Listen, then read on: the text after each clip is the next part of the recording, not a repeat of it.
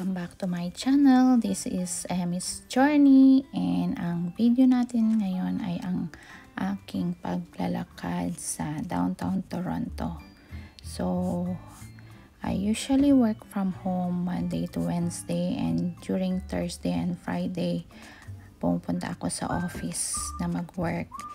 And sinimulan ko ang aking paglalakad this summer and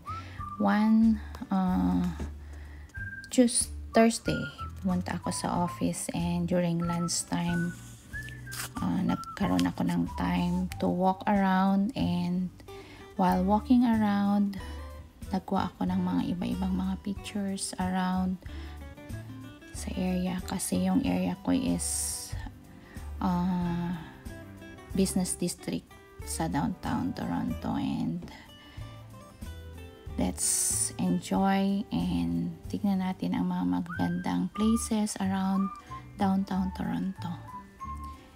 And thank you again for watching. Salamat sa mga patuloy na nanonood sa aking video.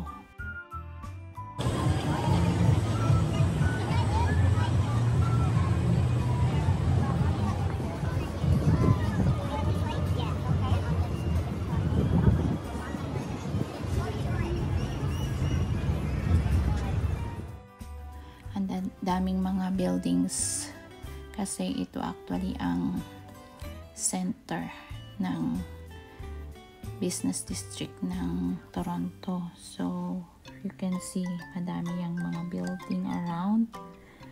Enjoy yun, nakikita nyo rin yan yung CN Tower, malayo dyan pero dahil mataas nakikita natin. And so let's enjoy and explore, enjoy the pictures na nakuha ko while walking around, enjoying the beautiful view of downtown Toronto.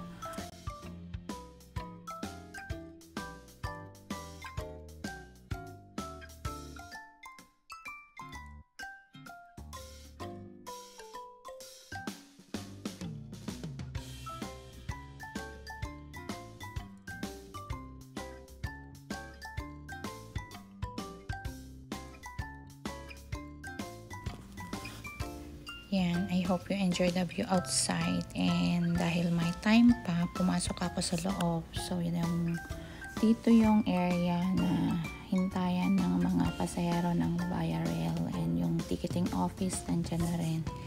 And punta tayo doon sa Skywalk, yung path papunta doon sa CN Tower na sa loob ka dadaan. So yun yung Skywalk, and yan, dito na tayo, and dito rin yung area kung saan sasakay sa train papunta ng Toronto Pearson Airport. So yan, ito yung path na daanan sa loob, hindi ka mainitan kasi nandito ka sa loob and aircon ang area na ito. So instead na dumaan ka sa labas, pwede kang dumaan dito papunta sa CN Tower. So sa mga hindi alam dito, pwede nyo kayong dumaan inside the path sa Skywalk papunta dito sa CN Tower. So ito yung lagusan ng ng daan papunta sa CN Tower. So dito hindi ka mainitan, and yan, we're approaching the CN Tower.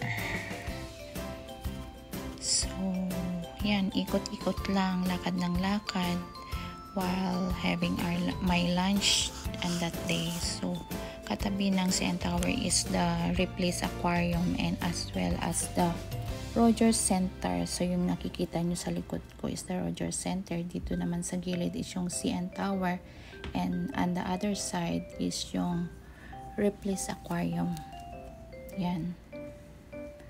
So yan, nag-ikot-ikot lang ako para lang maglakad and show you the view. At the same time, I find walking as a good exercise kasi tumataba na yung tao, kailangan natin ng exercise. So since may time akong maglakad during that time, naglakad-lakad ako, and at the same time showing you around downtown Toronto. So dito, same, makikita nyo ulit yung mga matataas na building, and malapit na ako sa aking work dyan. So babalikan natin ulit dito yung Scotia Arena, which is katabi ng aking office. So enjoy the view, malalaking at matataas na mga building around. And thank you again for watching. If you haven't subscribed to my channel, and if you like my video, please like, share, and subscribe. And if you wanna follow my channel, please click the bell button, and I'll see you in more of my videos. Thank you again. And nabitin ako pala sa paglalakad ko sa lunchtime. After ng work ko, tinuloy ko ang paglalakad, and I walk from Lakeshore to Queen Station. So ang dami ko ulit na daanan ng mga building, and yan, as usual, since this is the business district of downtown Toronto, you expect na malalaki or matataas, marami kang makikitang mga matataas na building. And yan, enjoy the view of the buildings, the city of Toronto.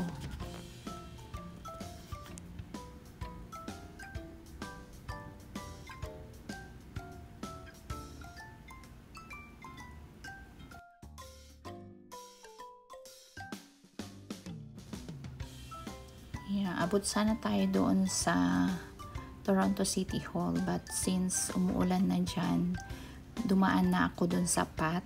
So sa baba ako dumaan, kaya wala na akong picture around papuntang City Hall. So dumaan ako sa path, and pagdating ko doon sa Eaton Center, yan, dumating ako sa Eaton Center using the path. And since I tried na lumabas and hindi na umuulan, so yan, nandyan tayo sa may Toronto sign sa may City Hall, and dumaan din tayo dito sa may Old City Hall, makikita nyo dyan. And yan, thank you for enjoying the view. One time, balik ulit tayo dito at maglakad-lakad ulit. Thank you again for watching. See you in more of my videos. Thank you. Enjoy the day, and bye.